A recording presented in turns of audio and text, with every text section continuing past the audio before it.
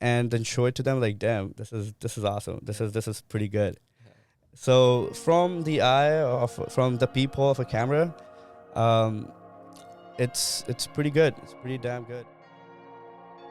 And yeah, that feeling is literally second to none. I've sometimes I actually look forward to that feeling. It's like a drug.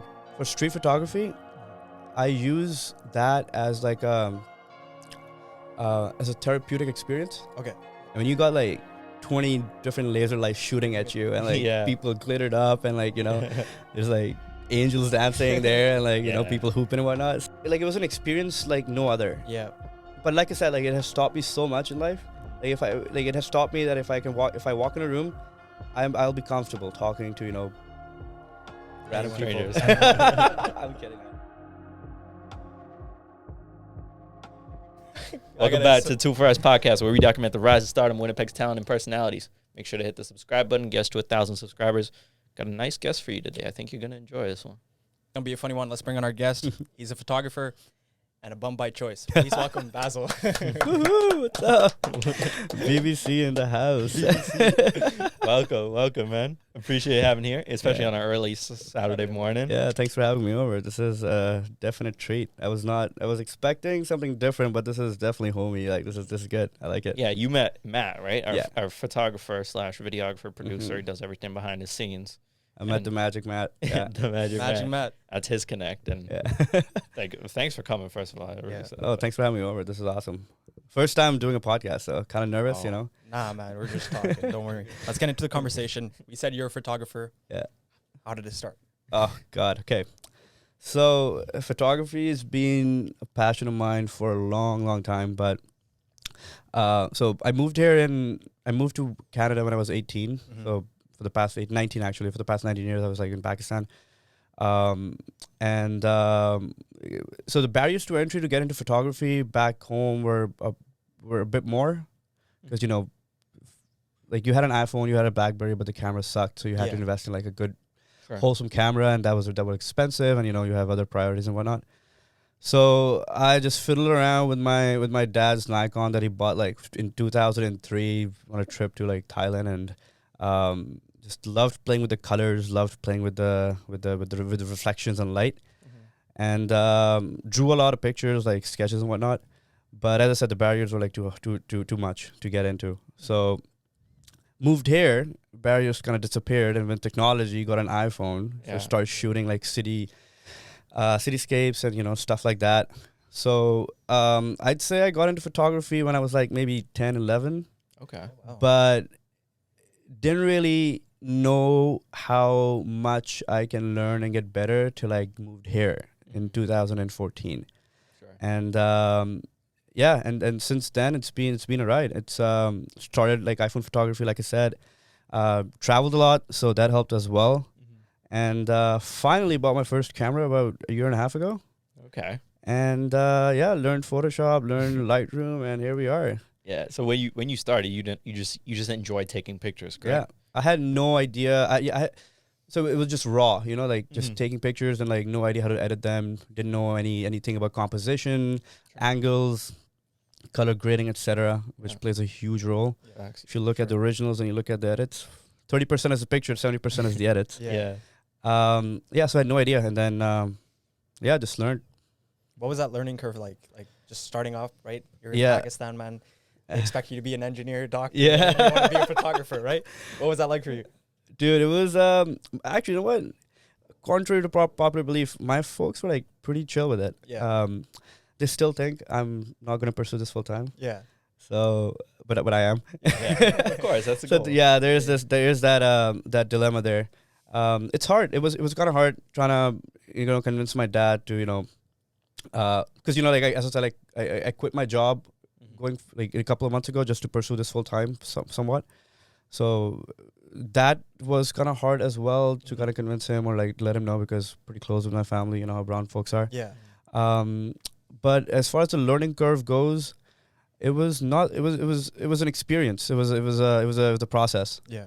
Like I didn't go to school for this, like you already know. So it was just a lot of YouTube, a lot of Instagram, and a lot of practice. Yeah. Like the first camera I got, and I put like maybe close to like 15,000 clicks on it in the first like 2 months. Okay. That's a lot. Yeah. And it was like peak pandemic, so had nothing else to do. Crack open a beer and go on a walk in downtown. I used to live main downtown, and just take pictures and like spent like countless hours like editing and learning how to edit and whatnot. What is like your favorite type of photo to take? You like portraits, landscapes, buildings? Because I know we checked your Instagram out. There's a bunch of landscape. You liked pictures. it? Yeah, Yeah, they yeah. look nice. They look nice. Yeah, thanks, man. Okay, so it's like a gradient, or like a not a gradient, it's like a spectrum. Sure. So, started with city photos, like city landscapes and whatnot, or street photography, like they say. Yeah. And Winnipeg's like the perfect city for it because you have like your downtown area. It's like very Chicago influenced architecture, architecture, and you have your St. Boniface, which is like super French, Sure. mid-century French houses, and like the USB University of St. Boniface is like super well constructed. And then you got like your south part of Winnipeg, like the suburbs, Yeah. basic, White like folks. like that. It reminds me of streets from Breaking Bad. Yeah. Like it's mundane, boring, but there's some beauty in that too. Sure. Yeah. So started with street and still love it, but got into festival and an event. Yeah. Like I said those before, are insane. oh dude, like I said before, like I love playing with colors. Uh-huh. Yeah. I mean, you got like 20 different laser lights shooting at you, and like Yeah. people glittered up, and like there's like angels dancing there, and like Yeah. people hooping and whatnot. So that caught my attention a year ago, and and so it moved from a lot of street to that, and then somewhere in the middle, I take time out for like landscape and astro as well. I haven't posted anything on my Instagram for astro because I'm still learning. Sure. But yeah, so if you wanna put it on a spectrum, street event, landscape, astro. Where's your preferred, like, what would you rather be doing? Would you rather be doing street and then buildings and stuff like that? Or would you want to be just all in a festival, like maybe even get hired for a run? Or I don't know if you have, but. I have, but okay, so a bit of a backstory on this. For street photography, I use that as like as a therapeutic experience. Okay. Because there is some sort of elegance in just running or like walking around like 30 blocks of downtown or 30 blocks of any city, just taking pictures by yourself with your headphones in, you're listening to, I don't know, like Two for Rise. Yeah, you're like listening to Two for Rise. Two Yeah. for Rise. Like like Joe Rogan. I'm kidding. I guess too extreme sometimes. Like listen to music and just conceptualizing what a shot would look like, and just spending like a couple of minutes standing in one location, looking like an idiot, taking pictures, which I have. Sure. And yeah, sorry, what was the question again? It was just like what would you prefer? Would you rather do street or Yeah. would you rather do Okay, yeah. events? So street is very therapeutic. It's like I wouldn't do that to. I wouldn't be able to monetize on that, Yeah, but because money matters at the end of the day. money matters. But I also like to answer your question, events would be the thing that I would Yeah. like to pursue, but street would be like a little close to my heart, just because I can. It's a vibe. Yeah, it's a vibe. It's like Yeah. it's just me. Yeah. When you do something so mundane, or not mundane, but like something so something you're good at, Yeah. so you don't have to think a lot. Yeah. Just in the moment. You're in nothing- a flow state. Flow state. Yeah, the slowest state. Yeah, Yeah. nothing else matters. You're just vibing. So Yeah. that's for me. Street photography is like that. Like you could do it for hours and hours Oh. and just like Yeah. wouldn't even matter to you. That's sick. No, and I've done it like in like Winnipeg has harsh winters, like we already Oh, yeah. know. So I've taken some shots when it's like -20 outside. I'm just chilling on waterfront, waiting for a train to pass by for like 30 minutes, just shivering and like just waiting for that. And you know what? I liked it. Yeah. Like, why not? It's a different story, man. Like we've done a podcast outside in like what is it, -10, 15 degrees, Yeah, I think we and then we had like a fire going. But like, Yeah, It's just your a whole equipment didn't freeze up. No, Yeah. yeah, we were okay. I think Yeah, it's just Yeah. the hotness in the room, man. it wasn't too cold, so we were okay. Yeah. But yeah, we have done them outside, Yeah. and it's a vibe. yeah, Something about like the winter, like dryness, and there's like not a lot of people out in winter as well. Like there's not a lot of people walking in the background. True. So you sort of feel like in your own environment, and we did it during COVID too. yeah. Oh wow. So No There's white no one. noise. You just you. Yeah. yeah, it's just us. You mentioned like you're trying to get more of a business, right? So we've had some photographers on the show as well, and they've talked about like photography has its like sides, right?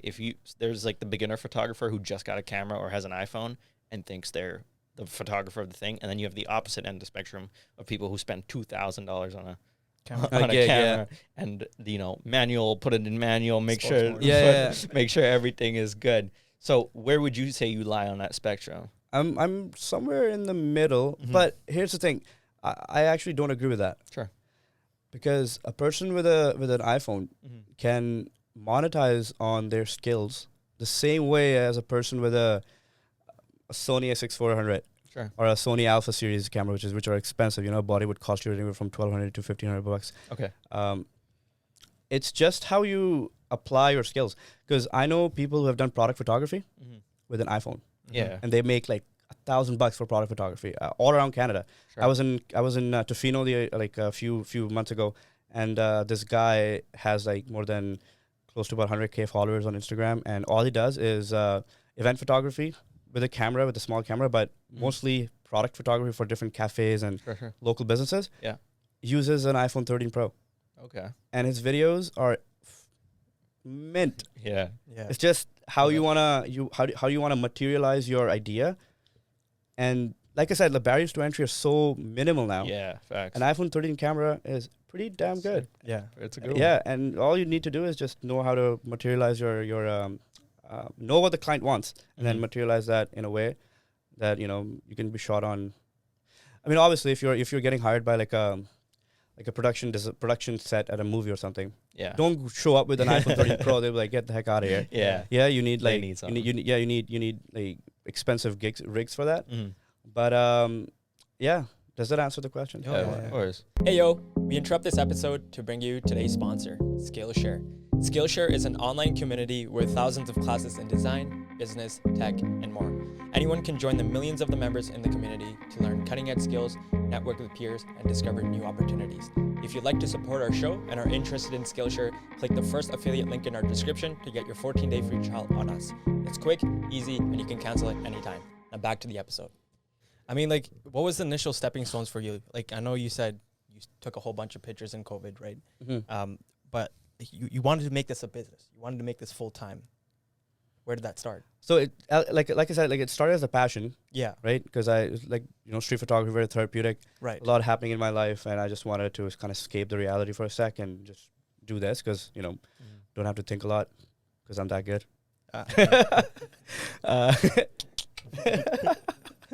We made it. Yeah. But a few of my friends and my brothers helped a lot too. When they said, this is actually pretty good. You can sell this, or you can take street photography prints and you can sell the prints, which I did, and that was awesome. The breaking point was, not the breaking point. Sorry, wrong choice of words. It transcended to me making money when last year. My big break was at Full Bloom. This is a little music scene in Winnipeg, or a holistic healing / music scene in Winnipeg. The founder of which gave me the opportunity to shoot at his festival. Okay. Had never shot a festival. Yeah. I think he knew that.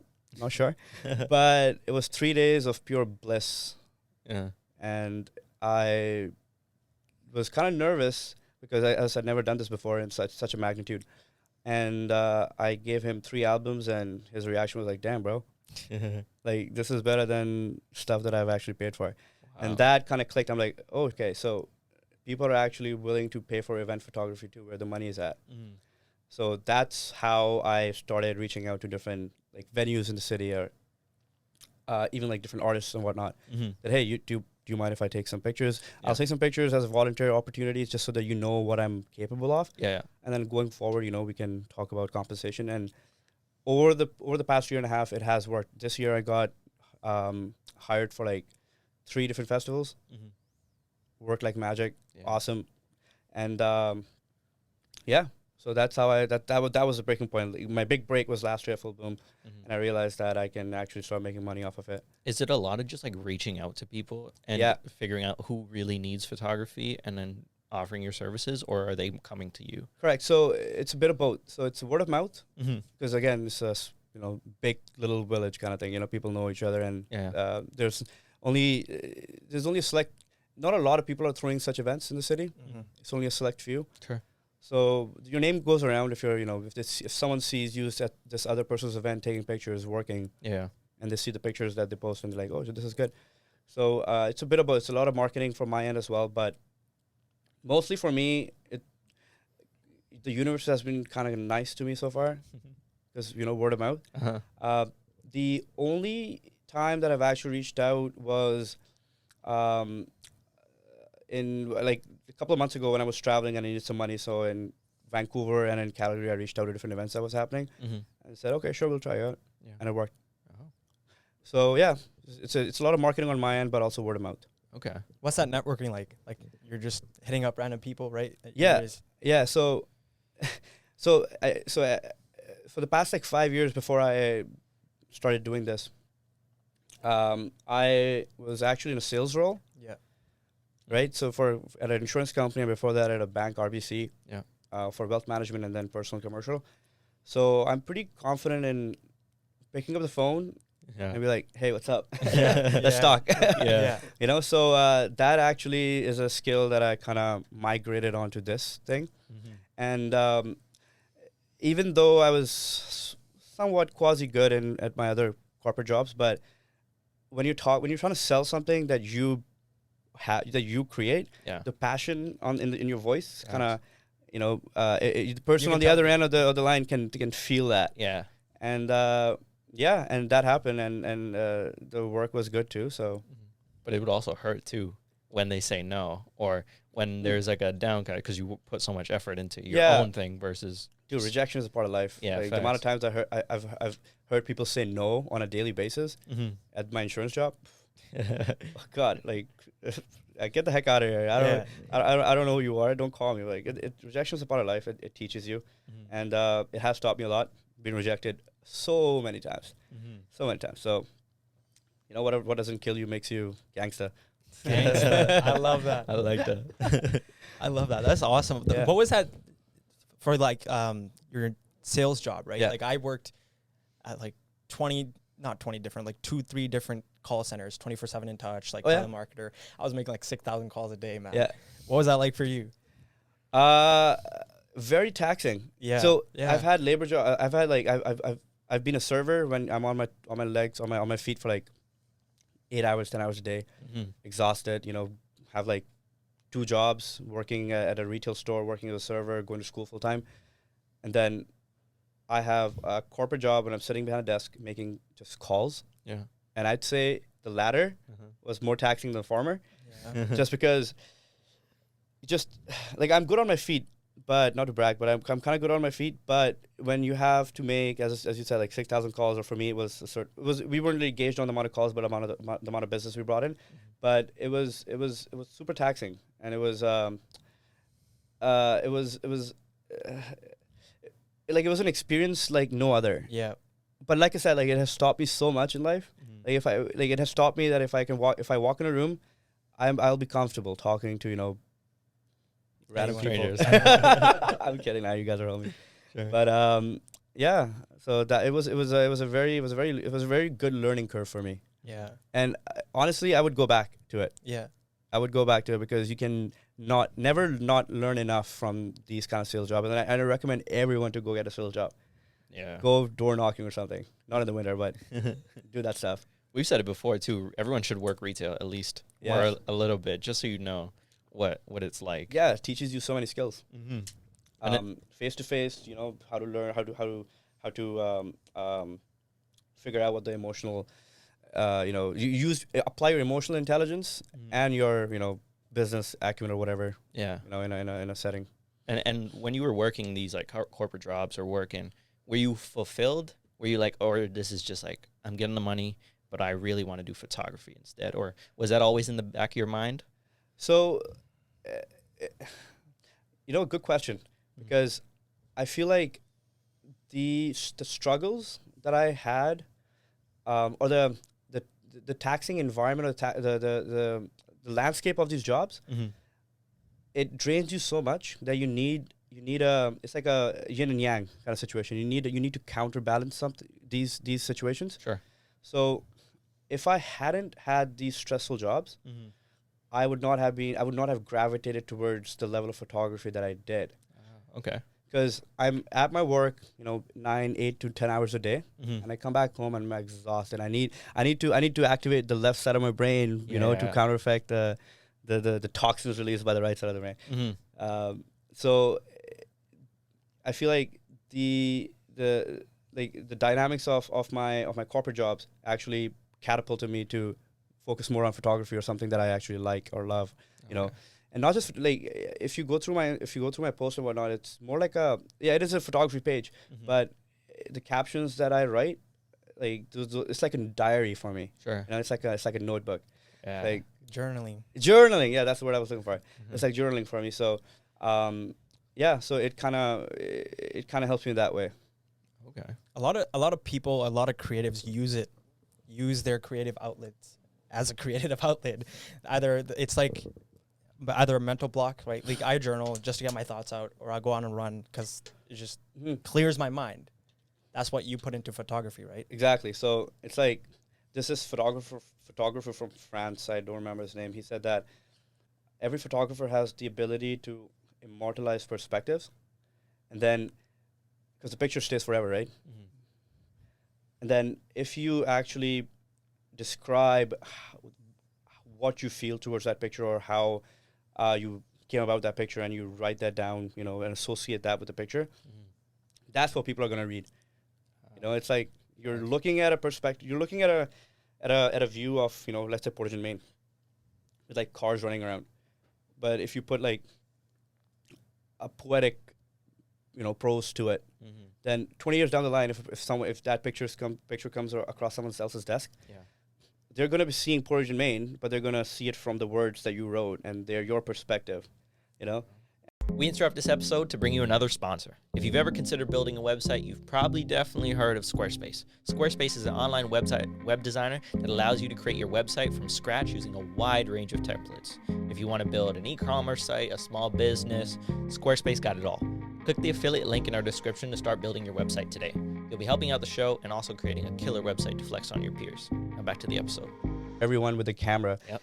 And it's just like my niche, or like what I aspire to do, is mostly like candid stuff. So if I'm at an event, I'll aim to take as many candid photos and kind of immortalize. This word's getting a bit redundant in this conversation now, but immortalize that person or that group in their like how they are in their natural phenomena, right? Sure. And then show it to them like, damn, this is awesome. This is pretty good. Yeah. So from the peephole of a camera, it's pretty good. It's pretty damn good. And like I said, just playing around with all the lighting and all the colors and whatnot. Like you can shoot if you have one mirror, one subject, one model, and you have great lighting. You can do wonders with that, man. Facts. All you need is one person, a mirror, or like one object. Yeah. Just like a prop or something, and one subject. You can like go days on end to shoot different angles and like, tell a different story. Same person, different story kind of thing. Yeah. This goes back to similar to what he was asking, but what's it like when you get the shot? The shot that this is the one. This is gonna, like, you've been taking shots of, let's say, a subject for, you've taken 4 or 5 shots, and then you see one and you're like, this is the one that's going to do wonders. What's that feeling like? It's like ecstasy, bro. Yeah. it's like you learning how it's like flying for the first time. It's like, not that I've done that. I've jumped off a plane, but I've never flown. But it's like that feeling. It's a pretty good feeling. Like I'm at a loss of words.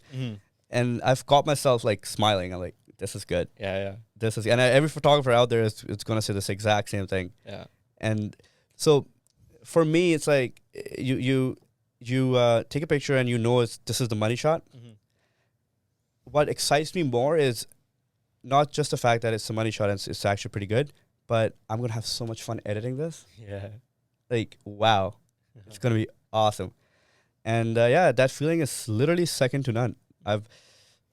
Sometimes I actually look forward to that feeling. It's like a drug. Yeah.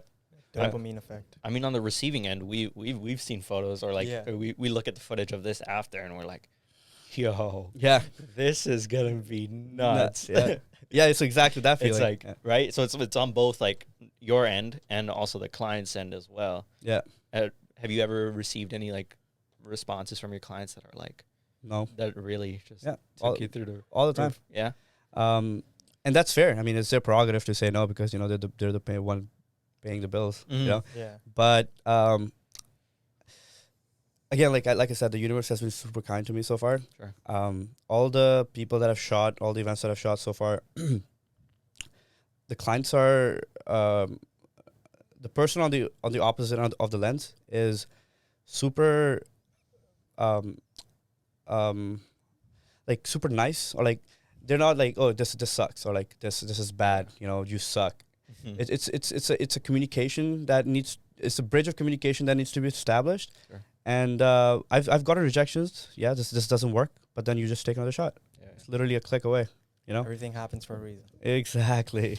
Exactly. You know, throughout this whole conversation, I've been picking up one word, and it's universe. Universe. Yeah. Oh. Energy. Energy. Good man. Do you believe in manifestation? Absolutely. Absolutely. Yeah. If I've yeah. It's it's a newly realized phenomena for me. Because before it was, I guess it was my naivete, or like some sort of a mixture of ego, ineptitude, and naivete. Yeah. And just the past 2 years, I guess, I'm like, I don't, some of the stuff that has happened in my life, I don't deserve it, but it's just the way that I've, you know, believed in myself, or like believed in the people around me, or manifested it. Sure. It happens. So I feel kind of lucky in that respect. And yeah, man, like people people don't appreciate the power of manifestation that much. Mhm. And Why do you Yeah. think that? Why do you think that?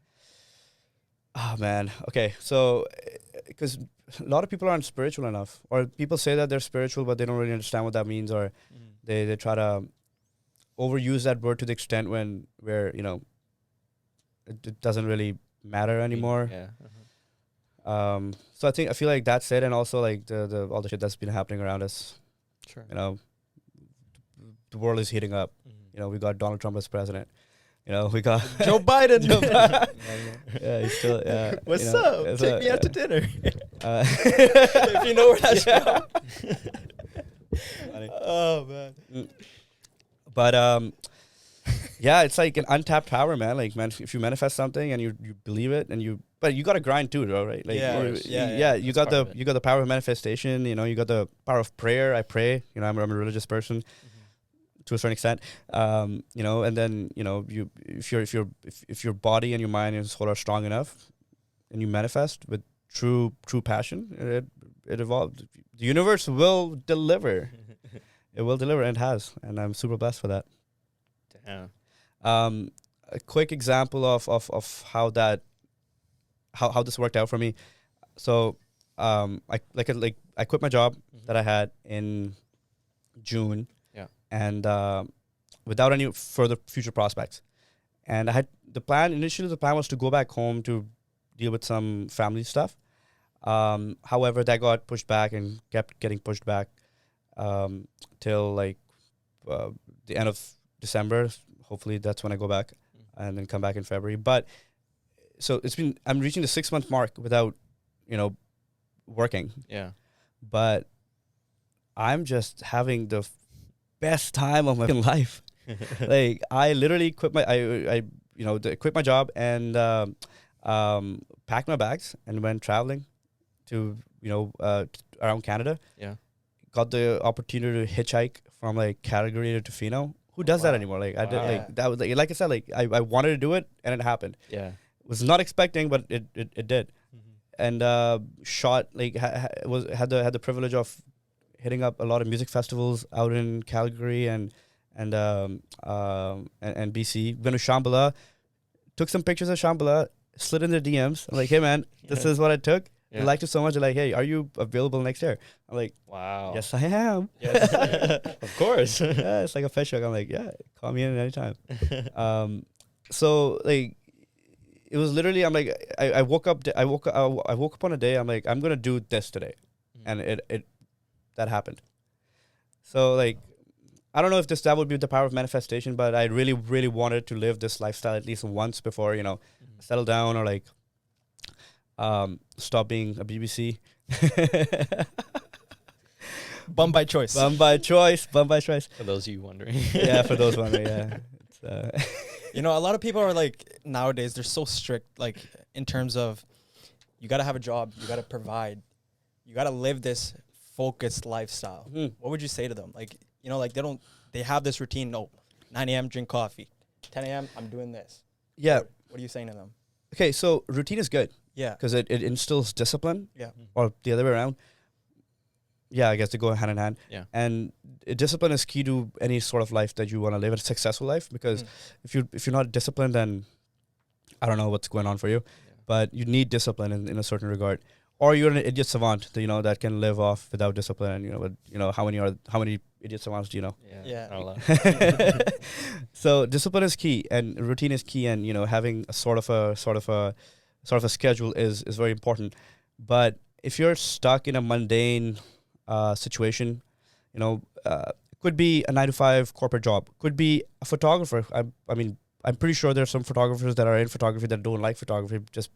They're just in it because they had nothing else to do. Could be literally anything. I'd say change that, man. Like honestly, like it's gonna be super hard, but just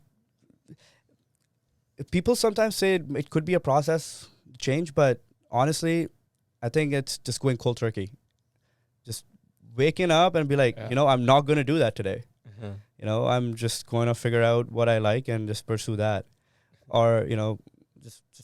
So yeah, if you're stuck in the mundane, don't be just stuck. don't. Yeah, just don't. It's easier said than done, but yeah.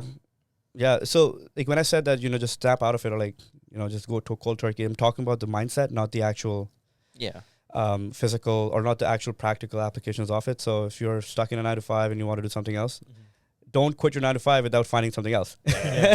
Figure out what something else is before you give your call to the manager like, hey, I'm not coming in. Figure out like your passion or whatever you think is gonna, whatever you're happy doing, right? Exactly. Yeah. Whatever you can do without killing yourself over it. Of course. Yeah. Stretch yourself, but like don't tax yourself to the extent where nothing makes you happy anymore, And I felt like sometimes I felt that way in the corporate jobs. Sure. Yeah. Especially, sales jobs are super hard in that regard. So I understand. Yeah. Any advice to the listeners out there that want to start photography or just want to live a lifestyle where they don't have to stick to that schedule and they can do what they're passionate about? Any advice you can give to them? Damn, gotta think about this one for a sec. Take your time. Play the Inception sound. Yeah. I'd say, so if you want to start a photography, I'd say start first trying to figure out what kind of photography actually interests you, and explore those options as thoroughly as possible. Most people do start with like street, and then there's like a shift that happens. You start with street because it's the most accessible to you. You walk out of your house. Street. Right there. You take a picture, right? If there's a rainbow or like a sky somewhere around a building, you find that angle good, and you take a picture. But then you get into like and then you get into like either like wedding or like couple or like family photography, coupled with like some events, or like you go straight into wildlife or like nature or like landscapes.